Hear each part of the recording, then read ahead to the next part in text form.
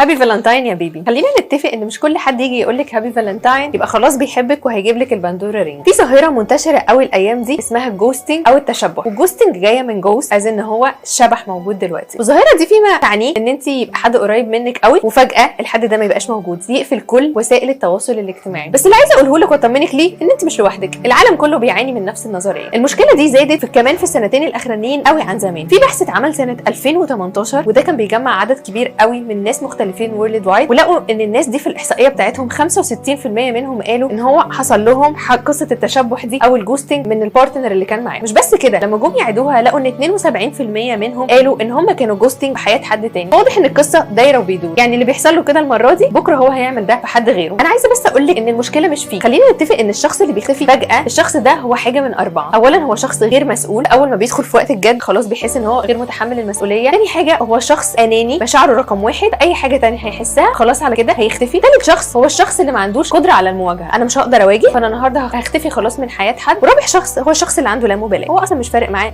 اي حاجه، انا النهارده موجود بكره ما احبش اكون موجود.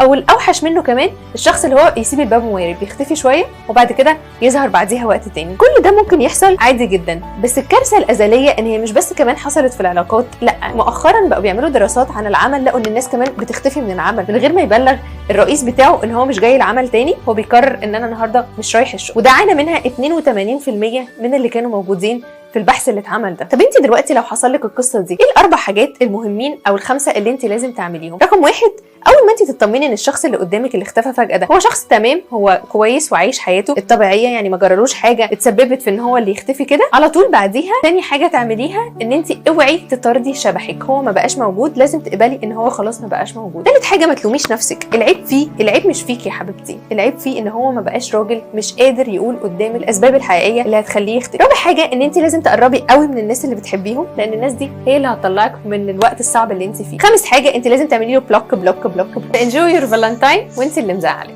لو عجبك المحتوى بتاعنا اعمل 3 حاجات: سبسكرايب للشانل، لايك للفيديو، and share. باي باي.